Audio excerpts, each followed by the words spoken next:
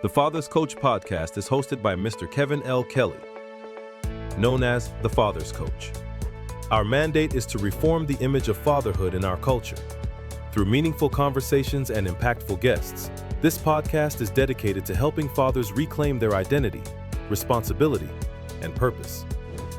Join us as we discover the lost art of fathering. Subscribe now to the Father's Coach podcast on YouTube. Welcome to the Father's Coach podcast. I have an excellent guest today. Oh my God, Dr. Moses McKenzie Jr. We call him Big Mo. For years, we call this man Big Mo. Big Mo. I mean, this guy is awesome. I mean, let's give him a hand. Let's give him a clap for being here. Yes. This is a couple of guys. You know, I knew this guy growing up. Kind of grew up together in Jersey and also in church. Our fathers actually they colleagues together even in ministry. But I want to thank everybody for joining the Father's Coach podcast. We want to welcome him into the Father's Coach community. Right. Before I even read his bio, I just want to read and then just talk about the Father's Coach podcast. The Father's Coach mandate is to reform the image of fatherhood in our culture by restoring identity, responsibility, presence, leadership, and legacy in men and fathers. And before you become a father, you definitely got to be a man. We believe that here. Of course. Before you're a father, you definitely got to be a man. And a couple of things I want to share with our audience is to reform the image, because the image that we have now is challenged, is distorted, and diminished. I mean, we see that even in Hollywood. We see that in our commercials. We even hear that in our music. So we're going to reform the image, and we're also going to restore the identity. Right. Help men understand who they are before defining their do. Before you do, you have to be. You have to become something before you do something. And so our part of this mandate is to restore the identity, reestablish presence. There's a lot of fathers out there that hasn't been in the presence of their children, and so we're here. We're here to reform their image, and not just even in our children, grandchildren, nieces and nephews, but also in culture.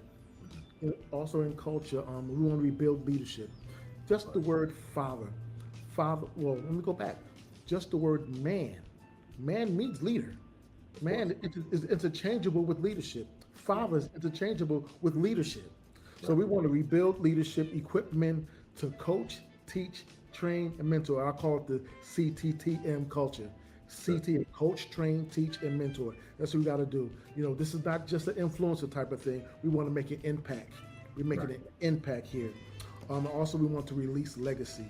We want to develop fathers whose fingerprint, footprint, and voice print continue influence generations to come. So the Father's Coach is not simply trying to make men better fathers. The mandate is to change what a generation believes what fatherhood looks like. And I believe that we know what fatherhood looks like. We're looking at a father right here. We're looking at a father right here. Right. Oh wow! I gotta read your bio. I want the FCC community, I want the Father's Coach community to actually know who we're talking with today. Hallelujah! This is some good stuff here. Wow.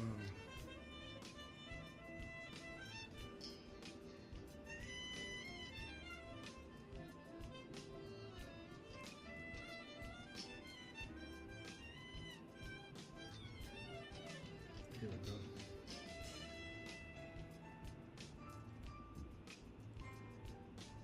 Sorry for the delay. Just want to make sure I get this right. Here we go.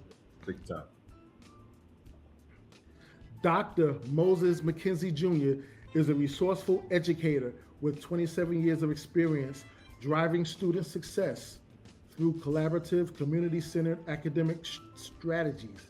Raised in Paterson, New Jersey, another Jerseyite. Yes, sir. Raised in Paterson, New Jersey by parents who modeled servant leadership, he earned degrees from Montclair State University, a BA, St. Peter's University, Master's, and St. Elizabeth University, PhD, and is a proud member of Omega Psi Phi Fraternity Incorporated. He's known for his personable approach and strong problem skills. Dr. McKenzie excels building cross-cultural rapport, fostering faculty-student relationships, and challenging young people to discover their why. Oh my God. Your why makes you cry. Their why. His ongoing mission is to leverage his interpersonal leadership to inspire, to uplift, and empower the next generation of confident, authentic leaders. We want to welcome again Hey, Dr. hey, Dr. McKenzie. Oh man, I want to start from appreciate the beginning with you. I'm going to start with the beginning with you. it. Yes, sir. We both have very influential and powerful fathers that were men. Showed us how to be men. There was no freaky stuff with them. No, So tell me something about who influenced you. Who influenced you? Who are some of the influencers? And give me three people that influenced three people that influenced me.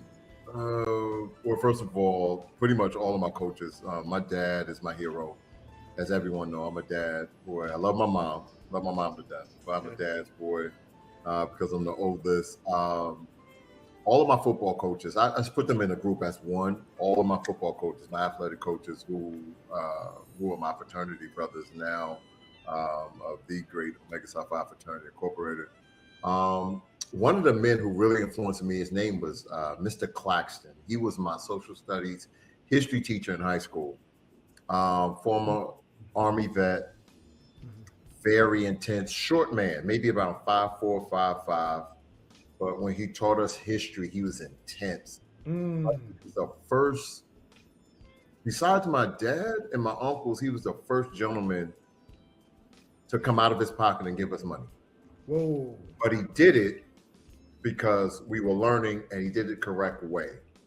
So back in the day, we're talking mid 90s, early 90s, you're not going to find too many men that will come out of their pockets $5 here, $10 here, $5 there, and he did it willingly. Wow. And so when I got to, actually talk to him, I said, Mr. Claxton, why are you giving us money? He said, because I'm motivating you, because one day you're going to make this money and you're going to pay it forward. And actually, I'm doing it now when I pay it forward as administrator. So that's two. The third person that really inspired me. Oh, you know what? Bishop Blunt. Wow. Blunt. Okay. Bishop Blunt. I was fortunate to always be around Bishop Blunt. He would talk to me and say, "Hey, young man, stick next to your father." Being a musician, that family, all musicians. Yeah, all musicians. And being in church, I was the drummer, Jonathan's playing the organ, everybody's playing the organ, keeping everybody. Yeah. And he will always, every time he comes to Creech Temple or I will go to Emmanuel, he would say, "How you doing? City. Yeah. How are you doing? You okay?" And he's the first one to actually tell me about law in the church, United Holy Church. He was sitting and talking about law, and then I knew your dad, your dad and your mom. Yeah. And so being in that realm, when we talking Ellis, we're talking these gentlemen, Bullock, yeah, Cox. And we grew up around these men. they were men. They were men. Like they ain't worried about money, beautiful families, beautiful wives, but they were a man's man. Something's going on, something's wrong with the car, something's wrong at home. They're the first one, they're the deacons to step up. And so I looked at all of these gentlemen, even as a young boy, my dad always dressed me as a young man. I was suit and tie. You know that. All the time. There was no, I want to wear my tie, that fixed tie. And so I looked at these men as heroes next to my dad, and my dad trusts these men, raising me and my brother. Then my sister came along. So those are the three that really influenced me who I am right now. Wow, I could see that. Now I'm gonna ask you another question too. Yes, sir. Your father and everything. So what were some of the vulnerabilities of that? Because those are powerful men. Those are great men. But what were some of the vulnerabilities that you've seen even in parenting, the way they parented us? We're talking a day and a time where family was very important. Family's still important now. Yeah, it is. But growing up a PK, mom and dad, church. Yeah. We're talking 4-5 times a week, ate dinner together, but a majority of their time and their energy was spent leading others at the church. You know, so basically the vulnerability was knowing that, okay, you know, mom and dad may not be home until, let's say, 9:30, 10 o'clock at night because of prayer or Bible study, 3 services on Sunday. And your parents taught a Bible school. Yeah, they taught, well, my mom, They ran a Bible school. Manhattan Bible Institute, Yeah. you know, and so knowing that, and she had to go to Manhattan at 5 o'clock, that's dinner time for us back in the day. So now, you know, he put me in leadership to where he's like, you know, Junior, make sure your brother does his homework, make sure your sister's fed and she's ready to go. And so I had to take on those responsibilities early, but he entrusted me because he raised me correctly, you know, making sure that, you know, you always respect one another, respect your teachers, respect those, you know, those who are in authority. And so servant leadership was thrust upon me at an early age. So I had to figure it out, but I was also guided by my dad. You know, he never, I can't say not one time, seriously, being in sports, me and my brother was in Boston. I'm at Montclair. And for 4 years, he would go to my brother's home game. If I'm away, he's going to Boston. If I'm home, he's coming to Montclair. Wow. You know, even playing youth baseball, we knew, and he loved baseball. My dad's a diehard baseball fan, but we knew he was at the game because we could smell his cologne coming and going across the field. And so, you know, the parents were like this, your dad here. And I'll be like, I don't see my dad. And we're like, he's here. And next thing you know, he's on the third baseline with the coach. He's in a suit and a fedora, choke up on the back. Come on, let's go now. Choke up on, and giving us tips. And I'm like, what parent does that? In a suit and then go to church? They love us. They love us. They love you know, us. and so that's the love, the vulnerability. Like, you know, hey, I'm with you, son. I'm here for you, but you know, I got a job to do. Man, I wrote this book. I wrote a book with my dad called Sonship, Fathering, and a Journey of Becoming. But before I wrote that book, what you're saying right now, you're touching my heart, because there were certain areas of society and culture seem like they want to erase that generation of black men. That black men, well, our fathers, they went to church, right? But there's a lot of other black fathers that may not have went to church, but they made sure their families went to church. Or they made sure their families went to Sunday school. They even drove them to church, drove them to Sunday school, and you know, like those kind of things. And it seemed like those good memories, those fond memories that you're sharing, that you're stirring up right now, it's like it's being erased by culture. All the movies is going, you know, the narrative is going one way. It's like, wait a minute, I have a different narrative. I see something different. Yeah, everybody wasn't in church. Everybody wasn't saved, but everybody wasn't sticking up people. You know what I'm saying? Right. But you know who was dad. You knew, hey, that man is going to be there. He's going to show up. And that's the things that's really changing right now. Now we see the fathers that's, you know, they're younger generation. But, you know, my opinion of where fathers are right now, and I always tell this to my students, if we could bring back the good days, you know, and I'm in a middle school, I'm in elementary school, and I've done the high school. I've done all 3 levels. Where you at now? I'm at middle. I have elementary middle now. And you're the principal there. I'm the head administrator now this year. Last year I was interim.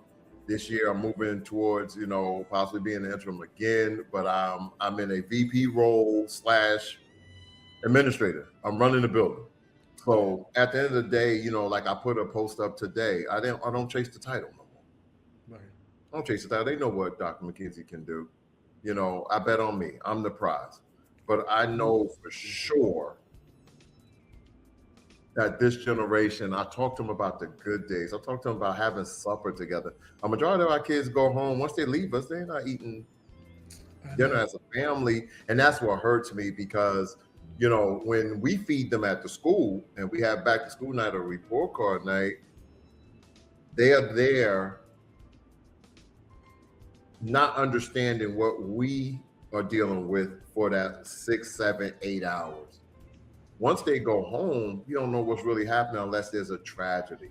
And so the reason why it's important, and I give people my phone number, I get the 12 o'clock, the 1 o'clock call, or I'll get officers or probation officers like, hey, doc, we had an issue over the weekend. Hey, doc, just want to speak to you about something, and that's all kept, within the four walls, but I'm accessible. I'm accessible to my community. I'm accessible to my family. My daughter, being a dad to my daughter, she knows, hey, daddy got to go. I got to handle something. I have to do this. I have to do that. But I've never dropped the ball with her because I know she loves her mother, but she's a dad girl. She can call me. I will run through a wall for my daughter, But today's fathers now, this is just my opinion, people. This is my opinion. Today's father now are there for necessity. It's a necessity. Whether it's paying child support, buying new clothes, or if there's a problem or issue, a discipline problem or issue in the building, we always see the mother. Always. But like, hey, where's the dad? Oh, I don't know. Okay, no problem. As soon as I hear that, I fall back because now that's my time to mentor. Now that's my time to where I bring up my mentoring program with my fraternity, called Omega Teens. So, we'll talk about that a little later, but the Omega Teens in the city of Patterson, we've been running this mandated program for years. The Omega Teens in the city of Patterson, we've had up to maybe 70 or 80 head of young men who are mentored by educators, senators, police officers, firemen, with lawyers, doctors, and we actually do a young men's symposium every year in October. We are nationally known. Wow. We have been recognized nationally for what we have done and for our mandates, mentoring young men. As a building principal, I started with just middle school. I only wanted 6, 7, 8. It was to the point where I had to bring it to my chapter. I had parents who were upset. I had mothers who were upset. You're going to mentor my son. It's only for 6, 7, 8, ma'am. You're going to mentor my son. The kid is in 3rd grade. And I'm like, oh, wow. We now... Goals of success. Right. So now we have to adjust and adapt. And as fathers now, you have to know how to talk to these young people. Yeah. You got to, you have to be on their level. Yeah. But still, you gotta be able to talk to them and reach out to them. And we give them real world scenarios. And big shout out to, and I have to say this because I'm going to send them the link, to my brothers at Lamp Up Salon. We're known, been established since 1951. And we're talking a great legacy here in Patterson. And we're continuing to build that bridge. We're bridge builders. And we're showing these young men, you don't have to have a lot of money. But we do push education, academics, and athletics. And majority of the coaches, are part of the Omega Psi Phi Fraternity Incorporated and are great men and preachers. So wow. Yeah. That's good. So this theme, you just talked about the theme. The theme tonight is reforming an image of fatherhood, even in education. And you just talked all over that, which is so good. It's good Right. stuff. So what do you see as a problem besides of the fatherless issue? We know that. We know that since the 90s, But, Right. But what are some of the vulnerabilities in education? I know food is one, because you said that. I think some of the vulnerabilities we're looking at is that our students struggling academically, reading and writing. I saw a post last week, and there was a guy talking about, it was a black. I know you talk about Darius. Yeah. He's a chef. He's a well-renowned chef. He's a chef, and he was crying and upset that the kids couldn't read in high school. Talk to me about that, please. This is my opinion. This is just my opinion. He's late to the party. He's late to the party. Students, and let me talk culture. If a child can listen to a song and quote the song word for word within a day and know it front and back, they should be able to read and write and do math, right? Back in the day, we learned education by repetition. Yep. It was repetition. You keep pushing it. But there has been a shift. And I don't want to go down that road. I touch upon it a little bit. No Child Left Behind. If you understand the laws of No Child Left Behind, you understand where we are now. So this brother was late to the party. He's late to the party. So when he said that, it went viral. A lot of people shared that. It touched me, and then because I'm in the schools twice a week, right? And I also have some other mentoring things that I'm part of too, that I built and I partnered and collaborated with, right? So one guy was in 5th grade. He played football. Mm-hmm. He played football. Good looking brother. Right. Good looking brother, lived with his grandparents. Right. I don't know about his father, his mother, whatever. But he lived with his grandparents, right? Thank God for grandparents. Right. Miss. The dude played football. Couldn't spell football. Right. We were just talking. We were just doing some kind of activity with entrepreneurs. We were doing something, and I was like, put football. I was like, yo, spell that right. Spell that right, man. He was like, he was stuck. Right. I asked somebody else at the table, can you spell football? Yeah. And then this guy spelled a little wrong, but he was closer. I'm like, you guys. I said, I caught myself. These guys are in 5th grade. That means the students were just. That means the staff was just pushing them through. Pushing them along, man. Listen, know the law. I mean, I was shocked. I was shocked. I was saying, well, I'm not in there for that. That's not my thing.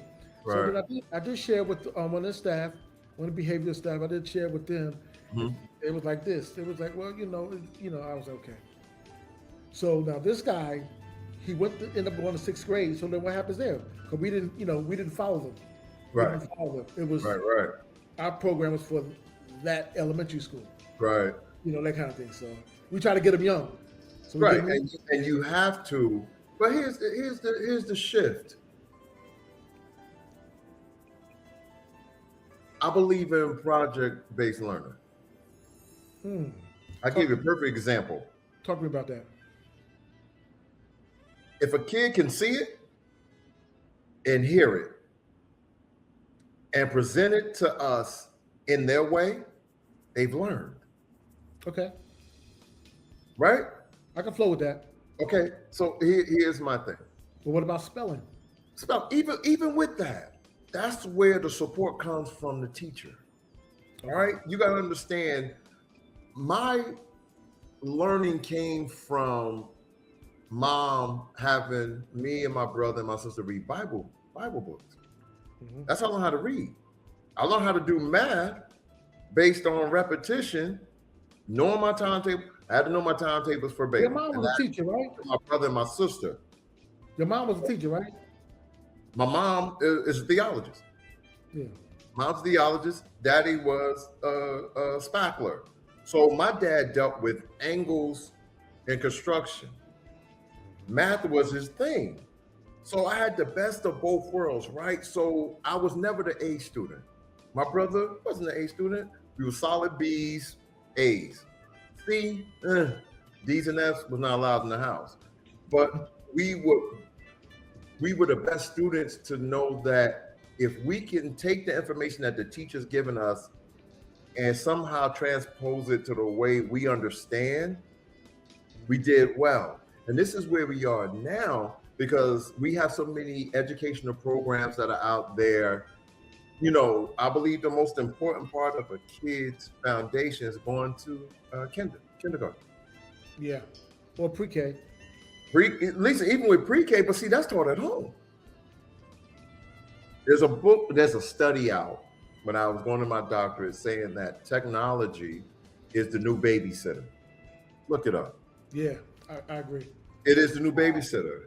So if you see a majority of babies, and I ain't got a problem with it, trust me. We should sit at the table. A kid wants an iPad. What about the connection, the physical connection? And, I was happy to go to IHOP back in the day. You know what I'm saying? The touch, right? We lived to go to IHOP to get the 3 crayons or the 4 crayons and something to color on. Yeah. We lived for that. We lived for the Happy Meal. That's right. Because it At came with little stuff. McDonald's. Yeah, It came with a prize, the Cracker Jack. that's right. We got the treat and got the snack, but what we got the Cracker Jack for was to see what was the prize. Remember the prizes in cereal boxes?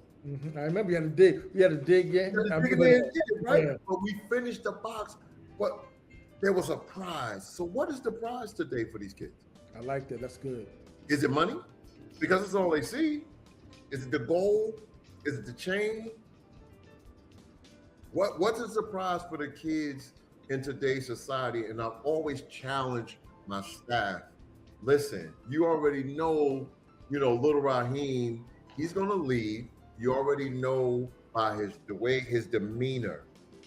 I am a stickler on greeting my students. The first face they see when they come in the building is mine. Oh, wow. Good morning. We're saying a black man, Black man.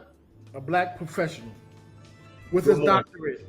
Right. Whether I'm in a suit and tie, or whether I'm in my Kohans in a polo, a school polo, you see good morning, and they greet me. Certain ones I got a handshake with, but they know I'm the gentleman that they're gonna come to and they're gonna need, and I have to be there. Whether the family or the parents, whether they feel different about me or how I run the building, at the end of the day, they're looking at a black man who was born and raised in an urban district. Mother and father was there. Pastors, preachers, theologians, musicians, because my dad traveled the world for 25 years and he's a Gospel Hall of Fame. So there were weekends we didn't see daddy. But guess who was home? Mommy. What is the prize? What's the prize? What is the prize? So when you look at today's children, when I greet my kids, and this is post-pandemic, I now hug them again. Hey, I love you. I may not know the kid. To my Hispanic population, and my daughter's Puerto Rican. So I had to learn a little bit of Spanish. Hola, ¿cómo está? Hey, muy bien. I'm giving high fives. They know that Dr. McKenzie is going to greet me. This doesn't matter how I feel.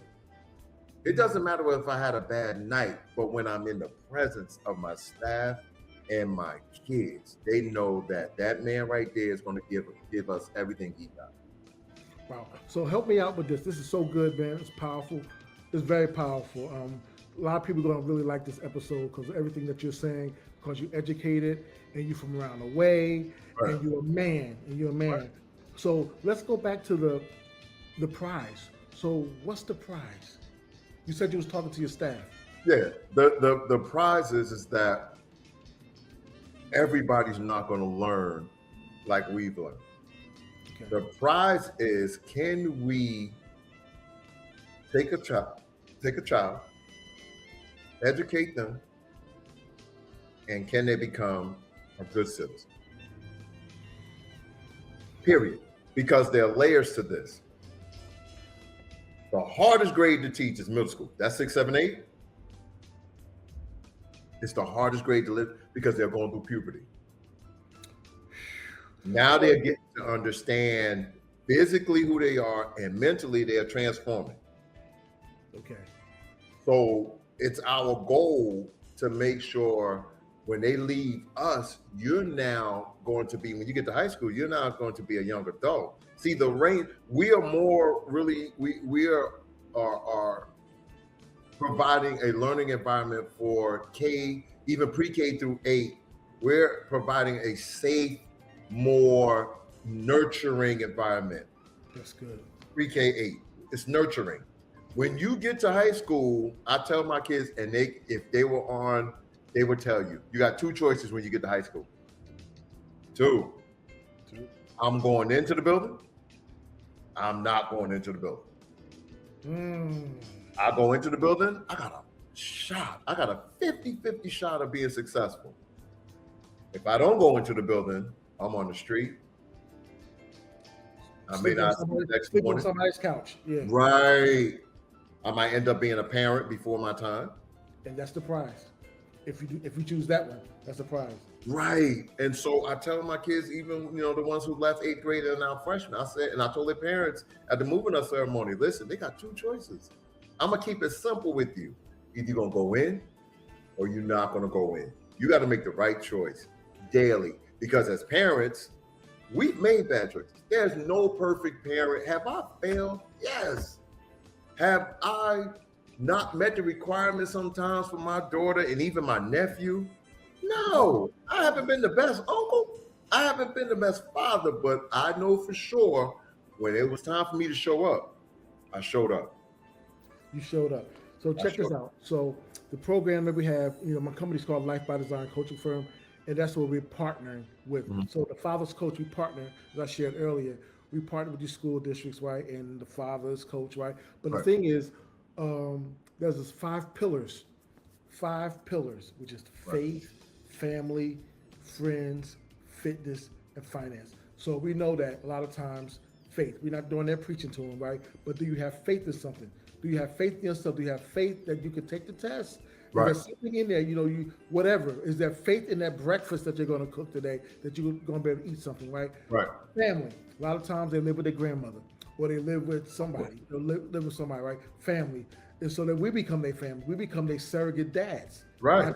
I'm not trying to be nobody's daddy, but Right. I'm just trying to mentor you. I'm trying to give you something that maybe That's something, right? Not at home.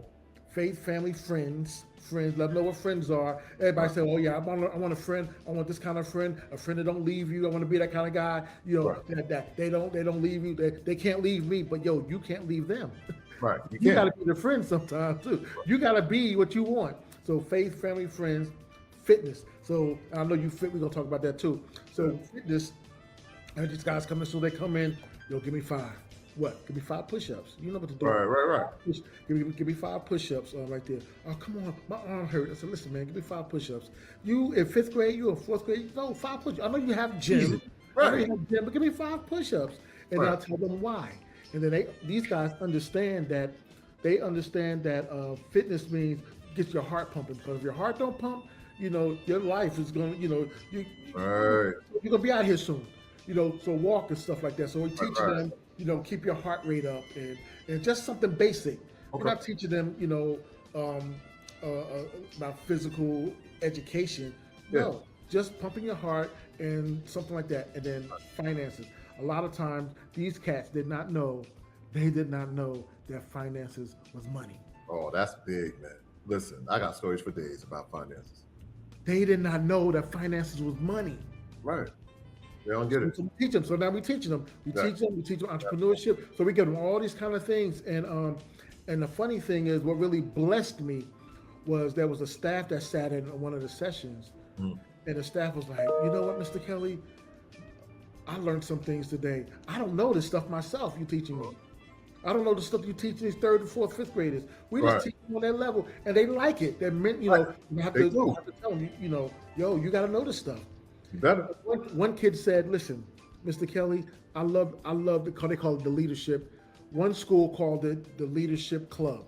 This was the club leadership. The other one was the mentoring. I'm like, whatever y'all call it, just get me in there. Right. Make an impact, whatever you call it. And he was like, I'm in this leadership club because you teach me something that my parents don't. I said, oh, don't say that. Please, don't say that. But I appreciate it. Thank you. But we're all here to help. It takes a village. Right. They teaching you the curriculum. Your parents teaching you character and whatever else. Right. I'm just teaching you leadership, basic leadership that you're gonna need for your own life. For sure. To make an impact. It's not about me. Oh yeah, we're gonna get paid for it. We're gonna get paid for it. I mean, that's part of our situation. Of course. But the deal is, we want to make an impact because these guys don't have what we had. No. They don't have what we had and still have. Right. I still get wisdom from my father. Of course. How about this? How about this? You don't know this. I get wisdom from your father. Oh man. I'm gonna tell you. I get wisdom from your father. Yeah. I'm gonna tell you why. He was talking to me some years ago about being a vegetarian and not eating meat. Right. I just thought about it not too long ago. He said you could do it. When I talked to him, he was like, you could do it. He said, I did it. You could do it. Yeah. You've been vegetarian since 97. Your father told me about that some years ago. Right. And he's been vegetarian since 97. Yeah. you know, and he lives, he's happy, he'll be 80 next year, he just turned 79. And so, you know, the thing is they're living. Listen, if you can live what God promised us, what? How many years? 70, 70 plus 10, 80, right? 70 plus, no, 70, right? 70. It's 70. 70. Any black man that makes He's already graced. right. You've seen a lot. Oh, 3 score and 10. That's what it is. 3 score and 10. That's 70. That's 70. If you live 70 as a man, race, color, or creed. In New Jersey. In Jersey, you've lived. And listen, and in leadership. Everybody's relying on you. Yep. Sleepless nights, praying over people, preaching to people. And you know us. Yeah. You know? And so that's the image I try to portray, you know, to these kids now. Like, you know, I like that. I want to interrupt. Didn't your father used to travel to South Carolina for another church too? So he he had the second church in Lake City. He had more than one church going on at the same time. 660 miles. 660 miles. One way. Those are the men. Those are the men that impacted our lives. Right. That made us who we are. They prayed us in. They talked us in. They fussed us. They fussed us in the right narrow path and all that kind of stuff. We became good times, boy. You know, you buy yourself a sweet. Spare the rods for the child. Listen, I know. I used to be so mad. I used to be so mad when they it was a revival time or something like that. That means I was outside playing with my friends. And we grew up in Hillside. Playing, right? And then I had to come in. You know what I'm saying? I put some church clothes on and go to church. And they had my ball. So I had to go out, get my ball, and go and I was like, yo, we cornball. Why don't you give us your ball, man? Right. Listen, I gotta go. If I can't play, ain't nobody playing. Right. You know, because we had the street light thing, and me and my brother had bikes. You know, the craziest thing, I love my dad because when we moved from Straight Street and moved to the east side part of Patterson, everybody over there had bikes. We're the only two that didn't have bikes, but we had something nobody else had on the block. We had a basketball court. That's the trade. You can come back there and play basketball. Let me ride your bike. And so one day my dad had the money and he took me and my brother to get us out. We had BMX bikes. Oh, wow. And when I say, man, I was so happy. I hugged my dad. I almost broke his back. And I said, this man is working 10, 12-hour days. And he made a way for us. That's it. They made a way out of no way. How can we as fathers, and we have continued to do it, whether we struggle financially, live check to check, sick, no matter what, they made ways out of no ways. Is today's fathers, the image of a father, making ways out of no ways for their family? They did more but less. Of course. We was going down south. When my father's mother lived in North Carolina, we would go down south, pack the car with luggage and gifts and stuff like that. Did kisses down there. That's what our fathers did. Right. No, we going on vacation. And it wasn't about them blinging. Right. Go down there and meet your family. Go down and meet your family. This is who's who. And then you meet generations. And then you got a strong uncle. Then you see the other side of your family. And you look in and see, I was always the one as a kid, and my family tell you, I was the one where I hung around the older men that they would tell me, hey, boy. They call you boy. They don't know your name. Hey, boy, move. Grown folk over here. You know, this is where, you know, my granddad, his name was Leroy, but they call him Big Bubba. When he had the deacons over at the house and the mothers over at the house, no kids were allowed in the house. You already knew, listen, there's grown folk in here. Going outside and play. But they always come back to you and say, hey, we got a little piece of cake for you. Come on in. Everybody come on in. Y'all can get a little piece of cake. Going out there and play. Because they knew that it was grown folk business. I didn't hang around grown folk to be listening and learn everybody's business. No, when it was grown folk time, we knew that. Now, these kids today, they want to know everything. They're all in deep conversation, learning how to use profanity and everything. And this generation, you know, they're like tape recorders. So, as that image of a father, how do we get them to understand that that man is going to be there for them? Yeah. How do we get that image? Listen, my daughter was raised in 2 households. I had her every other weekend.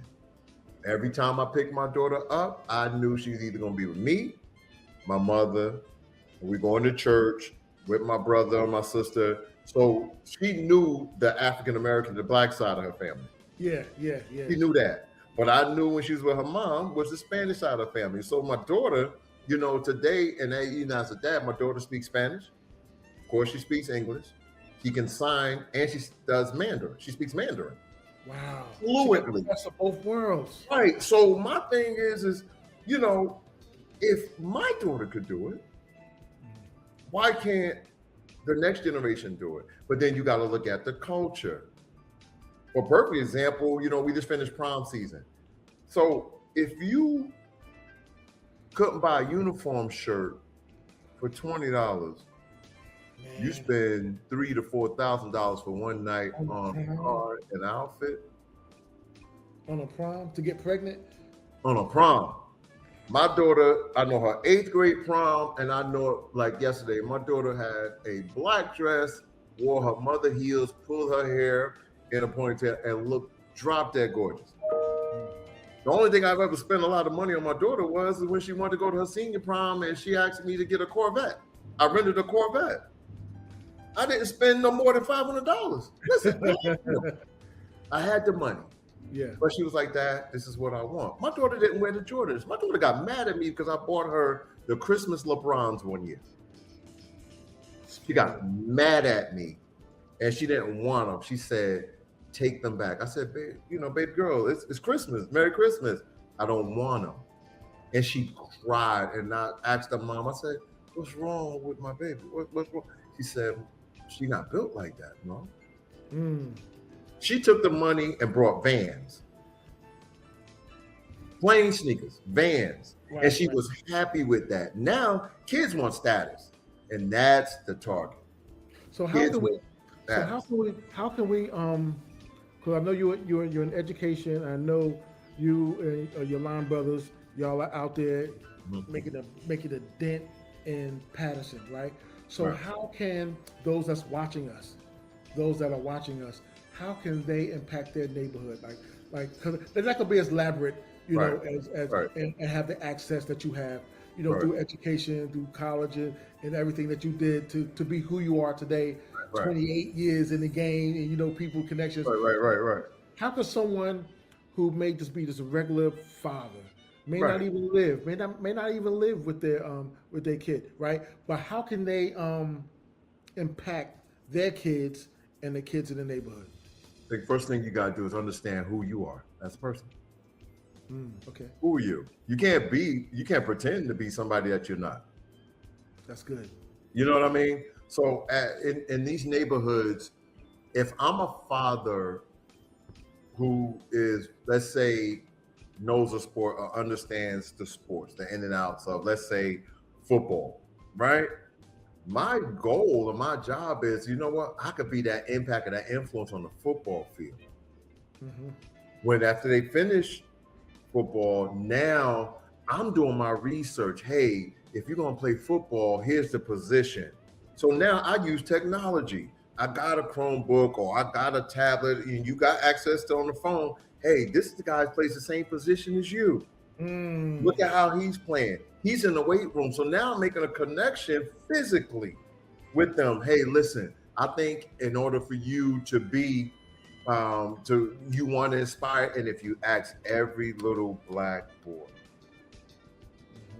what do you want to be? And I did the same thing with Ellis, or what you're doing right now. Brother Ellis. Yeah. Everybody want to play basketball. Right. And so, okay, I'm not going to down your dreams. I'm not going to be negative about your dreams. But what is life like after basketball? What is life like before you even get into high school? Because if you think you're the all-star, when you get into high school, there are 10 more people better than you. Exactly.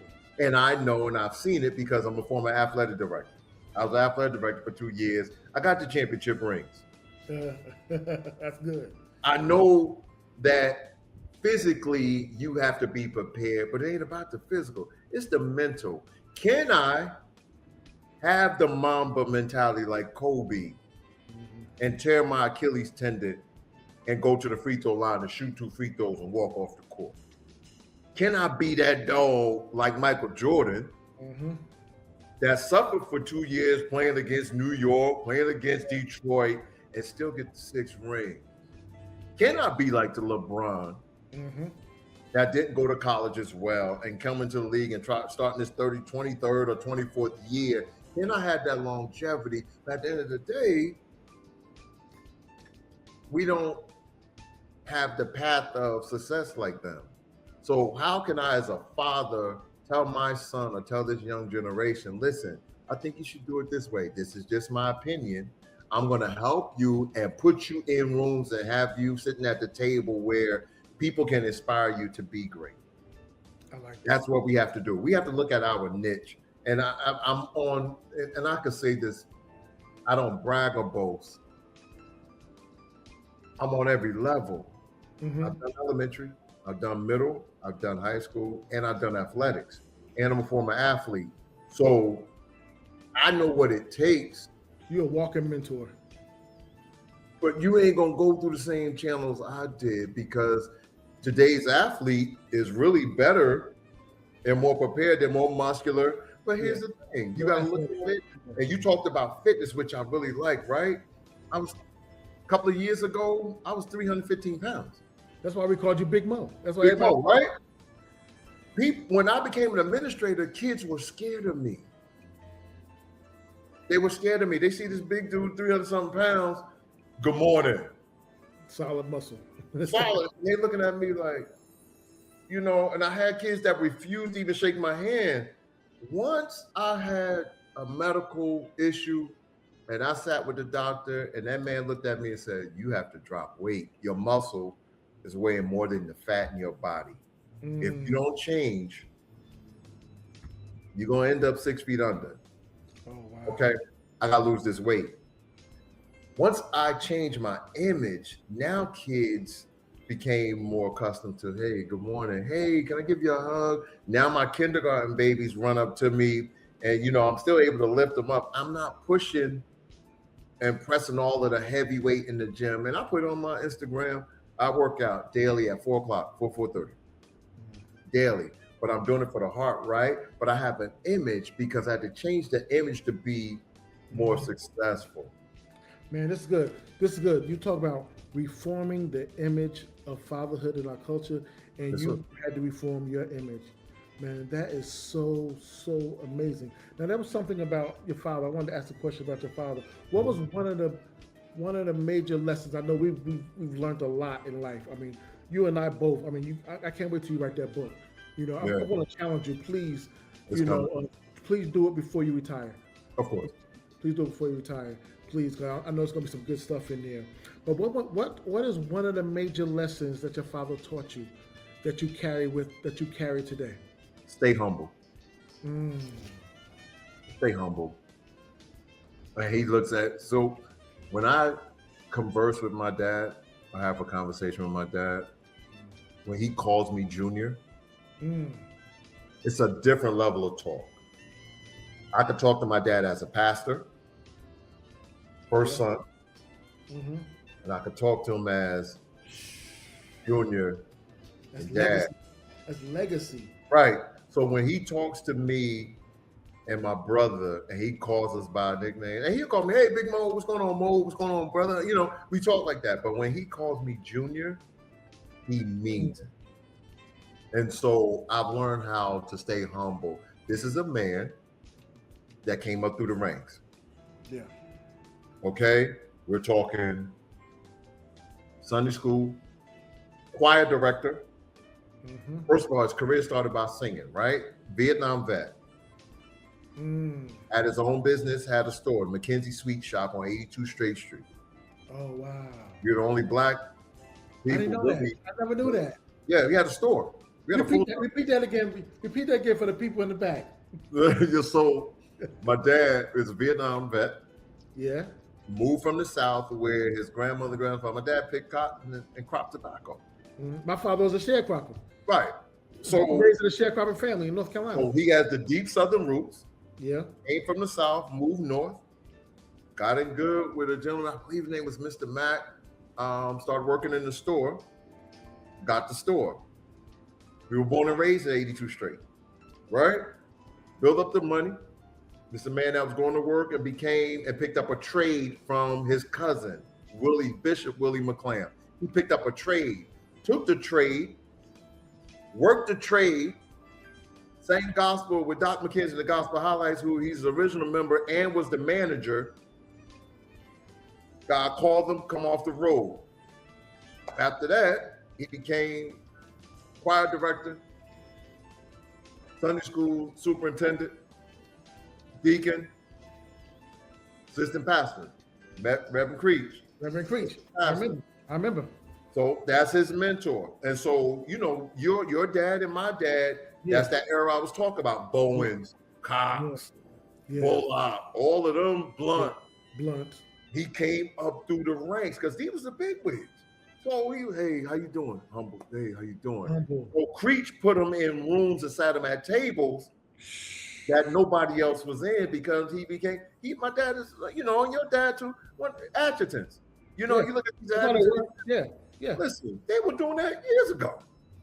This is just something they just gave it a name and told around people. They used to call it years ago. They used to call him the man who got the juice. Man who got the juice. Gave him the juice. Right, and understand, you had to be financially ready for that. Because when we take up the offering and we short 200 or 300, the pastor ain't looking at nobody else either. You got it? What we doing? Yes. What we doing? Here we go. And I seen my dad do it numerous times. I seen your dad do it numerous times, right? And so now we're at this point where he said, Junior, you're going up through the ranks. I'm a former phys ed teacher, and I've introduced my dad to several people. He said to stay humble. And I could hear it in my head every day. I put up my post today that I chased this title. And I became depressed. I developed PTSD. Oh, yeah? I developed that 2 years ago. And I developed anxiety. And so, I had to learn how to deal with it. And I had somebody special in my life to help me deal with it. She was amazing, and she still is amazing. We're good, we're cool. Big shout out to Myra. I'm on record. Big shout out to Myra. She helped me push through this. Thank you, Myra. Yeah. And so now I don't need to chase the title anymore because I know my worth, right? But I've been built and so focused on work till it's hindered my relationship, not only with my family, but my relationship with God, because I was chasing the money. Okay. And so now my mentor, Dr. Biggs, beautiful woman, sister, she calls me probably every other week and we talk. And she says, son, choose peace over pennies. And that's my motto right now. So I choose peace. Man, I gotta write that. Choose peace over pennies. Oh my God. Peace over pennies. Listen, there's nothing like peace. You can have all the money in the world. What Biggie said, more money, more problems, right? That's real. That's real. Choose peace over pennies. Peace. Man. Give me peace any day. Give me peace. And I can live because the money's gonna be there. Yeah. It's gonna be there. It may not be where you want it to be or where you need to be, because this is the way we need to understand financial wealth, because we have to build financial, futures for our grands, futures for our daughters. Right. Me being a soon-to-be grandfather, listen, I know for sure I'm starting a college account. Yeah. I know for sure that my daughter, when she needed books, then books are very expensive now and things of that nature, she made those ways. But now I know I got this little one to carry on the legacy. Are we preparing for that. That is the image of a father right now. That's What are good. we preparing for? Because life is that short. Who are we passing off this information? My dad, your dad, they have set the table for us, right? Yeah. So Now, it is what we gonna do? They give us right. a baton. What we gonna do? What are we going to do? So when our kids look at us, it's like, okay, this is what I had. So now my daughter or my nephew prepares for a family. Did we build or give them insight on how to build financial wealth? I like this. We teach them how to save. You know, the most important thing my dad ever did too is give me an allowance. You know how long $5 was? You know what? How happy I was to get $5 every other week. Mm-hmm. $5. I remember the $5. I remember getting $5. Right. And then because I know if I went around the corner and I got a sub, that $5 was wiped out. So I was very careful. I was like, I'm gonna wait and get that sub. Right. But see, I learned how to build it up because I knew when my dad gave me that $5, I knew at least $1 or so was going into Sunday school in the main offering. Yeah. I knew that. And so I tell kids, split your money in threes. Talk me about the threes. Threes. When you get your check, split up in threes and quarters, right? So split it where you take a third for yourself.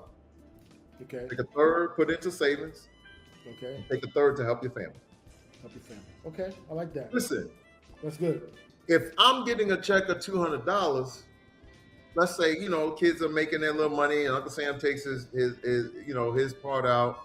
I know for sure I'm taking at least some money out and do the math to where I could put a little bit away and not miss it, and then put something in my mother and my father's hand and say, hey, thank you for everything.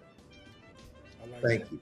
$50 in a household today can buy a big bag of rice and some meat that you may not have had.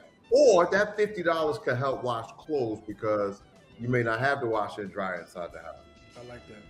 So But these are nuggets that you're telling men and you're telling fathers. This is good stuff, man. This is good. You dropped it down. I've been there, bro. Listen, I ain't proud. Listen, I paid the child support. Listen, I never frowned upon child support because my daughter wasn't living with me. We had joint custody. But she knew for sure if the mom received the money, daddy still had extra. Yeah. You're my child. I'm supposed to do that and not get mad and complain about, oh, I don't have enough money. That's not the image I portrayed to my daughter. That's not the image I portrayed to my family. Yeah. Listen, if I ain't got it, I'm find it, I'm gonna get it. You're gonna make sure that I do it the right way. Because at the end of the day, I want to see the smile on my face and I want them to remember, you know what, he came through for me. And that's what my dad did. My dad came through. My mom did too, but my dad, you know, we didn't have the best equipment playing sports. We didn't have the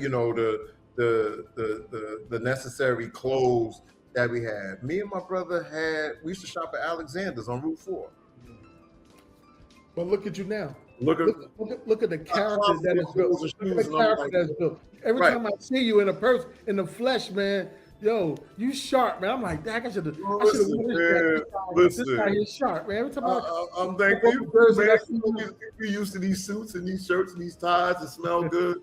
Listen, it is what they portray. And I have no problem throwing on jeans and putting on a nice shirt. But I tell the kids, pull your pants up, man. You know, fix that. Come on. You don't really know the history. And sometimes we do talk to, and I know for sure, in middle school and at high school, we talk to them about that. Why are you showing your underwear, man? Yeah. You know what and I'll leave this here. You know what the most important part about being a father is? It's helping a young boy understand his body.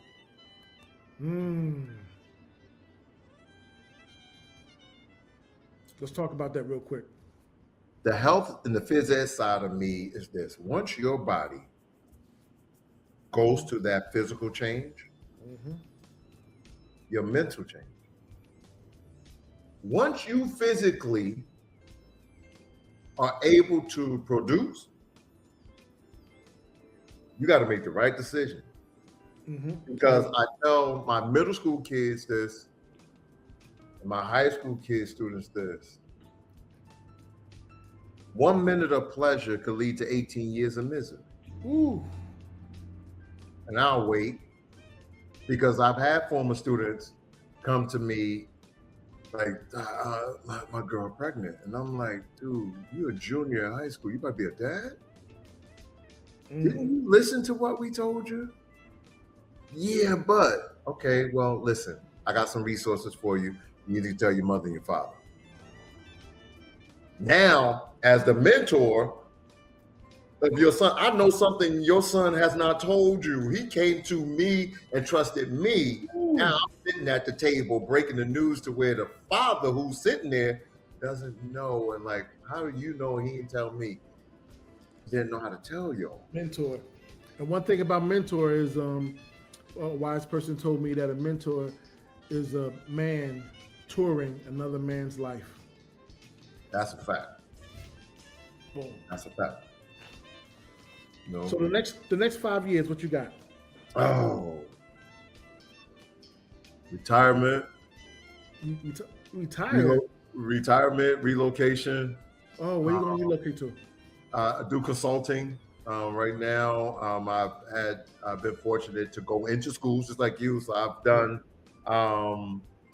workshops. I've done presentations where I'm very versed in bullying, HIB, the use of AI technology. So what I've been doing is having conversations with colleagues in one particular school system that's coming up, which I can't give the name of them out, but I'm going to be helping out with the PTO and informing parents.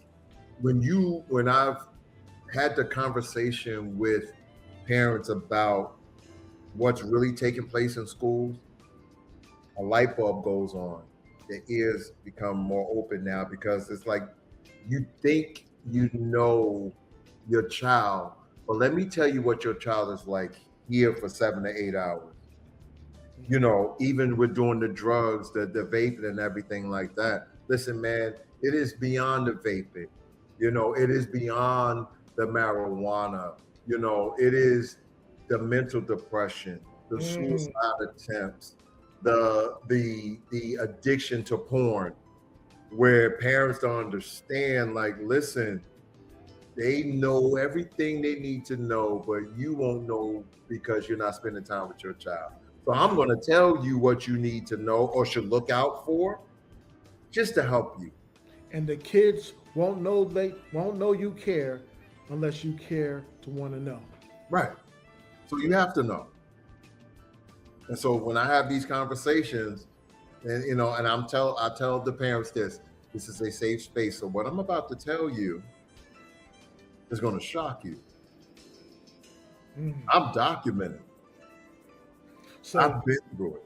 So check this out. Thank you for sharing that. No problem, brother. It's so much nuggets, so many nuggets, and we got to wind down a little bit. But I want to ask this thing. So I want to ask this one question here, this last question.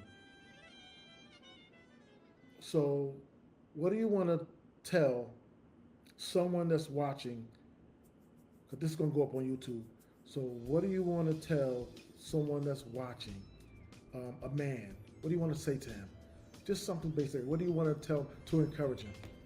To the men. Yeah, because they already know what they're not doing. We all know. We know what we ain't doing. You know? Right. So like, what do you suggest? Like, what do you want to say to him? All right. So here's a message to all men. This avatar is a father. Just a basic father. Young If father. you are a father or soon to be father, 2 words: be intentional. Be intentional. Don't be someone you're not. Be transparent. Be honest, be upfront, be straightforward. Be the person you need to be in order to support your family and support your child. Be the grown-up and a responsible one to know that the child that you helped create, need you Mm. more than you know. Wow. Be there, show up, be intentional. As dads, we are not going to get it right. I have failed over and over again, but my faith in the man above and my faith in the mentors who still mentor me today keep me going. Be intentional, show up, be honest with yourself. Don't be afraid to fail, Mm. because when you fall, you got to get up again. Be Be there. intentional and show up. So Yeah. if anybody needed to get in contact with you, how could they? You can get in contact with me via my LinkedIn. Just put my name in, Dr. Moses McKenzie Jr. I'm on LinkedIn. I'm also have my IG account, which is dr.m2jr. Or you can just email me as well, which is